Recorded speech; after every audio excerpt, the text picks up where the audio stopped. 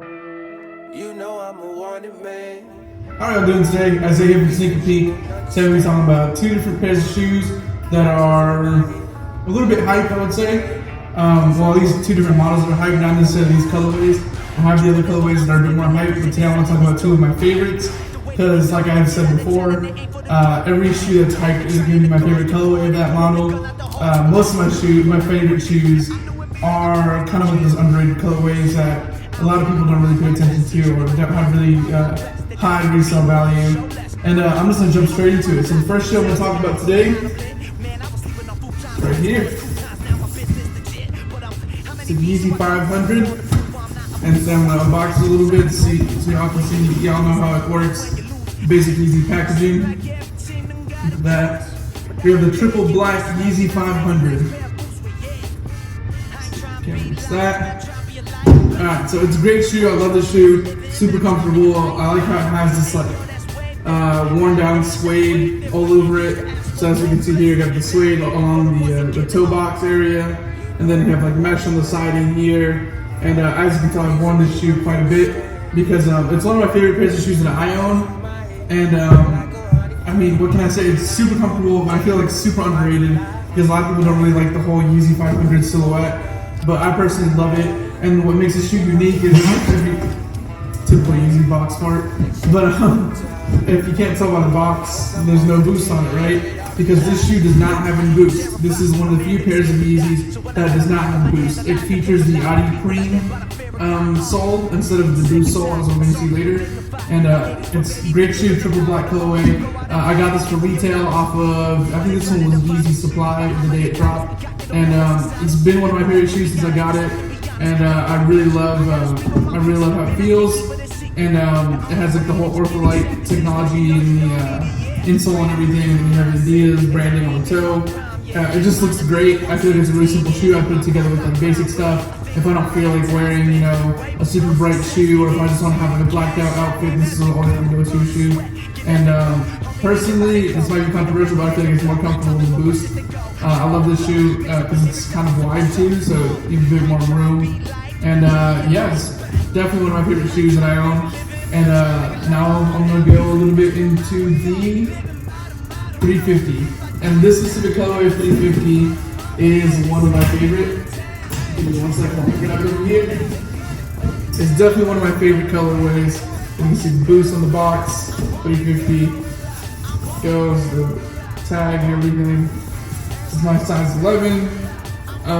This pair I got from, I think this one was Foot Locker on the day of release. And yes, I love this shoe. I'm gonna get straight into it. This is the Ashaya colorway of the Adidas Yeezy 350 V2. And I love this colorway. It's very simple, very similar to the Static colorway. I don't know if most of you remember that colorway, but it's literally the same. So like the Static, the Cloud, and these have basically the same upper, just different colors, different shades. The only thing is the Cloud, when you have the Cloud in hand, it looks a little bit more blue than this specific colorway. And I like, this already came like that, kind of yellowish, I love that. And I don't know if the camera's gonna catch this, but the laces are reflective. And I love that look of it. And this is one of the, this model, because the V2 had a weird switch in it, because as you can see here, like I have my beat down birds over here, you know, the Supply 350, that's basic to all the earlier versions of the V2. But then when this shoe came along, well, not this specific shoe, but this model of V2 came along, it's when they started getting rid of the Supply 350 across the, what is this, the outside of your foot. And personally, I think it looks good. I like the Supply 350 a little bit more, but I can't complain. I mean, a Yeezy is a Yeezy, and I'll always be a sucker for the V2. I love how it looks, and then comfort, you know, you have the boost sole. Nothing beats the boost sole, according to most people, except me. Because I personally love the Adi Cream a little bit more on the 500. But yeah, I love this shoe. It looks amazing. It looks great. And yeah, that's pretty much all I have on the Yeezys for today. I'll do a little bit of, probably throw some B-roll right in here of both shoes so you guys can see them a little bit closer. and get a little bit of a closer view.